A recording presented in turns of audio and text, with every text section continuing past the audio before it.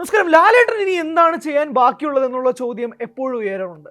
പക്ഷേ പലപ്പോഴായി അദ്ദേഹത്തിൻ്റെ സിനിമകൾ കുറച്ച് നാളുകളായി ഒന്നും ക്ലിക്ക് ആകുന്നില്ല എന്നുള്ളതാണ് പരാതി. ഏറ്റവും ഒടുവിൽ എമ്പുരാനായിരുന്നു. പക്ഷേ മക്കളെ, തുടരുമൊന്ന് കണ്ടു നോക്ക്. നിങ്ങളുടെ അഭിപ്രായങ്ങളൊക്കെ നിങ്ങൾക്ക് മാറ്റിത്തിരുത്തേണ്ടി വരും. ആ മനുഷ്യൻ ഷൺമുഖനായും ബെൻസുമായും തിയേറ്ററിൽ അഴിഞ്ഞാടിയും ആറാടുകയും ചെയ്ത വേഷമായി മാറുകയായിരുന്നു തുടരുമെന്ന ചിത്രത്തിൽ. പ്രധാനമായും വളരെ എന്താ പറയുക, ഒരു പ്രൊമോഷനും ഇല്ലാതെ തിയേറ്ററുകളിലേക്ക് വന്നു. ലാലേട്ടൻ ഈ സിനിമയെ ബന്ധപ്പെട്ട് ഒറ്റ വീഡിയോയോ ഒറ്റ ഇൻ്റർവ്യൂ പോലും പങ്കെടുത്തില്ല. എല്ലാം ചെയ്ത സംവിധായകൻ തരുൺ മൂർത്തിയാണ്. പക്ഷേ അതിലായിരുന്നു ആ ഡയറക്ടറിൻ്റെ വിശ്വാസം, അതിലായിരുന്നു അയാളുടെ കോൺഫിഡൻസ്. അയാൾ ഓരോ ഇൻ്റർവ്യൂ അറ്റൻഡ് ചെയ്തപ്പോൾ പോലും ഇതൊരു സാധാരണ സിനിമയാണ്, നിങ്ങളിത് അമിത പ്രതീക്ഷയൊന്നും കയറിക്കൊണ്ട് പോകരുത്. എമ്പുരാൻ്റെ റിലീസിന് മുന്നേ പോലും അദ്ദേഹം പറഞ്ഞിരുന്നത്, ഈ സിനിമയുമായിട്ടാണോ ഞാൻ ഒരു സ്പ്ലെൻഡർ ബൈക്കും ഓടിച്ചുകൊണ്ട് ലാലേട്ടനെ കൊണ്ടുവരുന്നത്, പക്ഷേ ആ സ്പ്ലെൻഡറിന് എംപുരാനിൽ പറത്തിവിട്ട 5 റോക്കറ്റുകളേക്കാൾ ശക്തി ഉണ്ടായിരുന്നു എന്നുള്ളത് സംവിധായകൻ തരുൺ മൂർത്തി പറയാതെ പറയുകയും ചെയ്തു. ഈ സിനിമയെ സംബന്ധിച്ചിടത്തോളം അത് തന്നെയായിരുന്നു. ഒരു out and out complete Lalettan show ആയിരുന്നു തുടരുമെന്ന സിനിമ. തുടക്കം മുതൽ 2 മണിക്കൂർ 45 മിനിറ്റ് പ്രേക്ഷകനെ ഒരു രീതിയിൽ പോലും ബോറടിപ്പിക്കാതെ ആ സിനിമയുടെ കഥ അത്രമാത്രം പേസ് ചെയ്തുകൊണ്ട് ലാലേട്ടൻ ഒരു ഇൻ്റർവ്യൂ പറയുകയുണ്ടായി. 8 വർഷത്തോളം എടുത്തുകൊണ്ടാണ് ഈ സിനിമയുടെ തിരക്കഥ പൂർത്തിയാക്കിയത്. അത് എന്തുകൊണ്ടാണെന്ന് നിങ്ങൾക്ക് ആ സിനിമ കാണുമ്പോൾ മനസ്സിലാവും. Outstanding script. നമ്മൾ തുടക്കത്തിലെ സീൻ തൊട്ട് ലാലേട്ടനെ എങ്ങനെ പ്രസൻറ്റ് ചെയ്യണമെന്ന് ആഗ്രഹിച്ച് കാത്തിരിക്കുന്ന പ്രേക്ഷകരുടെ മുന്നിലേക്ക് അതേ മീറ്ററിലേക്ക് ആദ്യത്തെ പകുതി മുഴുവൻ, ഏകദേശം ഒരു അവസാന 10 മിനിറ്റ് വരെ ആദ്യത്തെ പകുതി മുഴുവൻ ലാലേട്ടൻ്റെ ഒരു ചാം, ഗ്രേസ്, ആ അറ്റൻഷൻ മുഴുവൻ ആ മനുഷ്യനിലേക്ക് കൊണ്ടെത്തിക്കാൻ സംവിധായകൻ തരുൺ മൂർത്തിക്ക് സാധിച്ചു. അവസാനത്തെ ഇൻ്റർവെല്ലിൻ്റെ അവസാനത്തെ 10 മിനിറ്റിൽ കഥ ഒന്ന് ട്രാക്ക് മാറാൻ വേണ്ടി അതിനൊരു തൊട്ട് 5 മിനിറ്റ് ഒരു ചെറിയ പേസ് കൊടുക്കുന്നു. ഞാൻ പറയുന്ന ആ സംവിധായകൻ ഉണ്ടാക്കിയെടുക്കുന്ന ആ കഥയുടെ ലോകത്തേക്ക് നമ്മുടെ പ്രേക്ഷകനെ എങ്ങനെ കൊണ്ടെത്തിക്കുന്നു എന്ന് ജസ്റ്റ് ഒരു വിവരണം മാത്രമാണ്.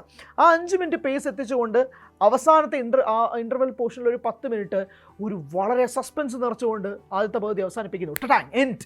രണ്ടാമത്തെ പകുതി തുടങ്ങുമ്പോഴേക്കും ആദ്യ പകുതിയിൽ കണ്ട ലാലേട്ടനെയല്ല നമ്മൾ കാണുന്നത്.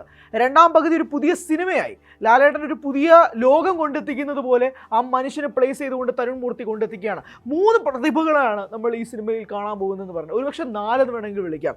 ഒന്ന് ലാലേട്ടൻ, സംവിധായകൻ തരുൺ മൂർത്തി, ക്യാമറമാൻ ഷാജി കുമാർ, മ്യൂസിക് ചെയ്ത ജിഗ്സ് ബിജോയ്. ഇവർ 4 പേരും കൂടി ചേർന്നെടുത്ത് ഈ ലോകത്തെ അങ്ങ് എക്സ്പാൻഡ് ചെയ്ത് കൊണ്ടുപോകുമ്പോൾ തിയേറ്ററിലിരുന്ന പ്രേക്ഷകൻ ഒരു തരത്തിൽ പോലും ചിന്തിക്കാത്ത രീതിയിലുള്ള മാസ് എലിവേറ്റഡ് മൊമെന്റ്സ് രണ്ടാം പകുതിയിലേക്ക് കൊണ്ടുവരുമ്പോൾ പ്രേക്ഷകൻ അറിയാതെ കൈയടിച്ചു പോകും, അറിയാതെ എഴുന്നേറ്റ് നിന്ന് ആർപ്പ് വിളിച്ചു പോകും.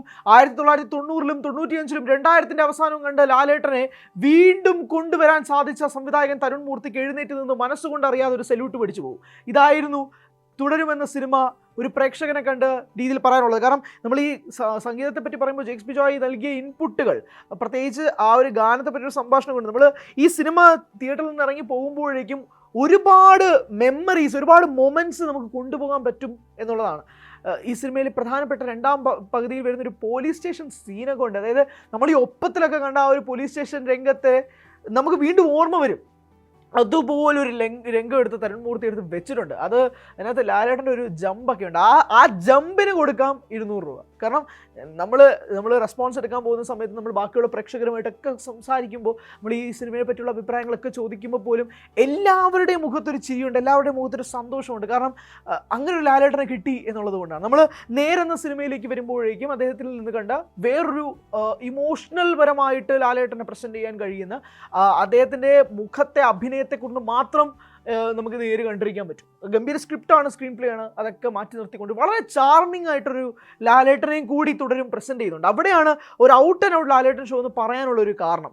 വളരെ സീരിയസ് ആയി നിൽക്കുന്ന ഒരു വക്കീലല്ലാതെ ഈ തുടരുമിലേക്ക് വരുമ്പോൾ ഈ ഷൺമുഖനും അല്ലെങ്കിൽ ബെൻസ് എന്ന് വിളിക്കുന്ന തൻ്റെ അംബാസിഡർക്കാരുടെ ജീവന് തുല്യം സ്നേഹിക്കുന്ന തൻ്റെ 2 മക്കളെയും ഭാര്യയോടൊപ്പം തന്നെ തൻ്റെ 3ാമത്തെ മകനോ മകളോ ആയി സ്നേഹിക്കുന്ന ആ ഒരു അംബാസിഡർക്കാരനെ അങ്ങനെ നോക്കി വളർത്തുകയാണ് ഷൺമുഖൻ. നോക്കി വളർത്തുകയാണെന്ന് തന്നെ പറയുന്നത് അതുകൊണ്ടാണ്. അങ്ങനെ എന്തെങ്കിലും ഒരു പൊടി പറ്റിയാൽ പോലും സഹിക്കാൻ പറ്റാത്ത ഒരച്ഛനായി മാറുകയാണ്. അപ്പോൾ ആ ഒരു കഥാപാത്രത്തിൻ്റെ അതേ വണ്ടിയിൽ സംഭവിക്കുന്ന പല നാടകീയ സംഭവങ്ങളും അതിൽ തൻ്റെ കുടുംബം എഫക്റ്റ് ആവുന്ന രീതിയും എല്ലാം കൊണ്ടും ഈ സിനിമ സംസാരിക്കുന്ന ആ ഒരു ലോകം എന്ന് പറയുന്നത് നമുക്ക് എപ്പോഴോ അല്ലെങ്കിൽ ലാലേട്ടൻ എന്ന് പറയുന്ന ഒരു വ്യക്തിയെ അതേപോലെ ഒരു സ്ക്രിപ്റ്റിൽ കൊണ്ടെത്തിച്ചാൽ ആ സ്ക്രിപ്റ്റിന് മുകളിലേക്ക് ഈ കലാകാരനെ കൊണ്ട് ചെന്നെത്താൻ പറ്റുമെന്ന് വീണ്ടും തെളിയിക്കുന്ന ഒരു തിരക്കഥ കൂടിയായിരുന്നു തുടരുമെന്ന് പറയേണ്ടി വരും. കാരണം ആ ഒരു 8 വർഷം ആ സിനിമയുടെ സ്ക്രിപ്റ്റിൽ എന്തുകൊണ്ട് വർക്ക് ചെയ്തു എന്നുള്ളത് നിങ്ങൾക്ക് ഈ സിനിമ കാണുമ്പോൾ മനസ്സിലാവും. ഇതൊരിക്കലും ഒരു സസ്പെൻസ് ത്രില്ലർ, അവസാന നിമിഷം ഇതാരാണ് വില്ലൻ അല്ലെങ്കിൽ എന്തുകൊണ്ട് എന്ന് പറയുന്ന ഒരു സിനിമയല്ല. പക്ഷേ അങ്ങനൊരു മോട്ടീവ് ഇല്ലാതെ വരുന്നൊരു സിനിമയ്ക്ക് വൈ എന്നൊരു ക്വസ്റ്റ്യൻ വരുമ്പോഴേക്കും ഹൂ എന്ന ക്വസ്റ്റ്യൻ മാറ്റി നിർത്തി ഹൗ ആൻഡ് വൈ, ഈ 2 ക്വസ്റ്റ്യനുകളും കൊണ്ടെത്തിച്ച അവസാനം ആ ഒരു ത്രില്ലിംഗ് എലമെൻറ്റ് പിടിച്ചു നിർത്താൻ സാധിക്കുക. അതോടൊപ്പം തന്നെ ആ മനുഷ്യൻ്റെ ആ ഒരു ഓറ, സ്ക്രീൻ പ്രസൻസ്, മാസ് അപ്പീൽ, ഇതെല്ലാം സെക്കൻഡ് ഹാഫിലേക്ക് പൂർണ്ണമായും കൊണ്ടെത്തിക്കുക. അതിനുള്ള ഫ്രെയിംസ് ഷാജി കുമാർ ഒരുക്കുക, അതിനുള്ള ഡിസൈൻ തരുൺ മൂർത്തി സൃഷ്ടിക്കുക, അതിനൊത്ത വില്ലന്മാരെ കൊണ്ടുവരിക. പ്രകാശ് വർമ്മയാണ് ഈ ചിത്രത്തിലെ വില്ലൻ. 2 വാക്ക് അദ്ദേഹത്തെക്കുറിച്ച് പറഞ്ഞേ പറ്റും. അദ്ദേഹം ഒരു ആർട്ട് ഡയറക്ടറാണ്. ഈ വോഡഫോൺ സൂസു പരിപാടികളൊക്കെ ഉണ്ടല്ലോ, ഒരു ഘട്ടത്തിൽ തരംഗമായി മാറി, അതിൻ്റെയൊക്കെ സംവിധാന സൃഷ്ടി അയാളാണ്. ഈ മനുഷ്യനാണ് ഇതിലെ വില്ലൻ. ഈ മനുഷ്യനെ ഇതിനു മുമ്പ് നമ്മൾ സ്ക്രീനിൽ കണ്ടിട്ടില്ല. ബട്ട് ലാലേട്ടൻ്റെ ഓപ്പോസിറ്റായിട്ട് അയാൾ നിൽക്കുമ്പോൾ ഈ 2 പേർ തമ്മിലുള്ള ഒരു സ്കെയിലുണ്ടല്ലോ, അത് എവിഡൻ്റാണ്. നമുക്ക് ഒത്ത വില്ലൻ എന്നൊക്കെ പറയാൻ പറ്റുന്ന രീതിയിൽ അത്രയും ഗംഭീരമായ അയാൾ ആ വേഷം കൈകാര്യം ചെയ്തിട്ടുണ്ട്. ബിനു പപ്പുവും ആസ് ഓൾവേസ് ഇതിനകത്ത് മറ്റൊരു തലത്തിലേക്ക് തരുൺ മൂർത്തി കൊണ്ടെത്തിച്ചിട്ടുണ്ട്. സാധാരണ തരുൺ മൂർത്തി ബിനു പപ്പു കോമ്പിനേഷനൊക്കെ എപ്പോഴും കഴിഞ്ഞ 2 സിനിമകളിലൊക്കെ തന്നെ ഗംഭീരമായിരുന്നു. അതിൻ്റെ വേറൊരു എക്സ്റ്റൻഷനായിട്ട് ബിനു പപ്പുവിനെ ഈ സിനിമയിൽ യൂസ് ചെയ്തിട്ടുണ്ട്. ആൻഡ് അത് ഗംഭീരമായിരുന്നു. ശോഭന മോഹൻലാൽ കോമ്പിനേഷനെ പറ്റി എപ്പോഴും ഉണ്ടാകുന്നൊരു ചർച്ചയും കാര്യങ്ങളൊക്കെ ഉണ്ട്. അത് ഫസ്റ്റ് ഹാഫിൽ തരുൺ മൂർത്തി കൊണ്ടെത്തിക്കുന്ന ഒരു സില്ലി സംഭവങ്ങളുണ്ട്. അതൊക്കെ വളരെ രസകരമായിട്ട് തന്നെ അനുഭവപ്പെട്ടു. ശോഭനയ്ക്ക് ഇതിനകത്ത് വളരെയധികം പെർഫോം ചെയ്യാനുള്ള രംഗങ്ങളുണ്ടോ എന്ന് ചോദിച്ചാൽ ഇല്ല.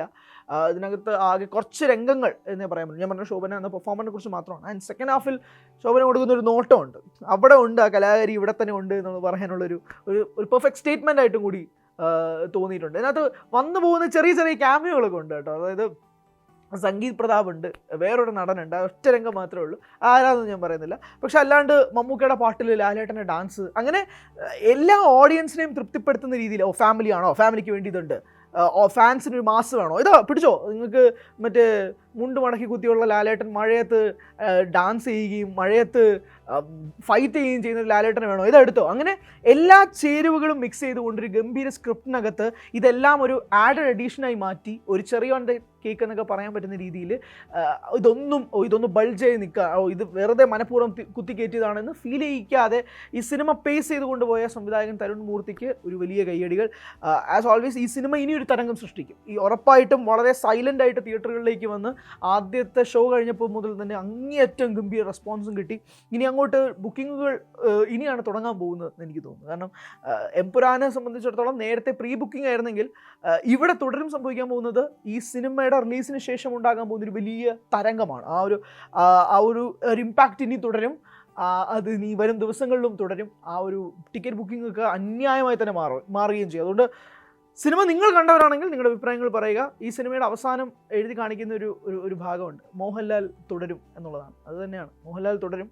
ആ ഒരു സിംഹാസനമൊന്നും ആരും കൊണ്ടുപോകില്ല. 2 സിനിമ ഫ്ലോപ്പായെന്ന് കരുതിയ ആ മനുഷ്യൻ്റെ ഉള്ളിലെ കലാകാരനെ അളക്കാൻ ശ്രമിക്കരുത് എന്ന് വീണ്ടും അടിവരയിട്ട് ഓർമ്മപ്പെടുത്തുകയാണ് സംവിധായകൻ തരുൺ മൂർത്തി, അതോടൊപ്പം തന്നെ നായകനായ ലാലേട്ടനും. സിനിമ കണ്ടവരാണെങ്കിലും നിങ്ങളുടെ അഭിപ്രായങ്ങൾ പറയുക. കാണാത്തവരുണ്ടെങ്കിൽ തീർച്ചയായും ഫാമിലിയോടൊപ്പവും ഫ്രണ്ട്സിൻ്റെ ഒപ്പവും ഫാൻസിനൊപ്പവും പോയി ഈ സിനിമ മാക്സിമം കണ്ട് ആസ്വദിക്കുക. ഒരു ഗംഭീര തിയേറ്ററിൽ പോയിരുന്ന് കാണാൻ ശ്രമിക്കുക. കാരണം ജെയ്ക്സ് ബിജോയ് അമ്മാതിരി വർക്ക് ചെയ്തിട്ടുണ്ട് സൗണ്ട് ഡിസൈനിങ്ങിലും സൗണ്ട് വർക്കിലും പ്രത്യേകിച്ച്. അതുകൊണ്ട് സാധാരണ തിയേറ്ററിൽ പോകാതെ ഈ സിനിമയുടെ ഓഡിയോ വിഷ്വൽ ഡിപ്പാർട്ട്മെൻറ്റ് അത്രയും ഗംഭീരമായി വർക്കായതുകൊണ്ട് തന്നെ ഒരു മികച്ച തിയേറ്ററിൽ പോയി എക്സ്പീരിയൻസ് ചെയ്യാൻ ശ്രമിക്കുക. Thank you so much.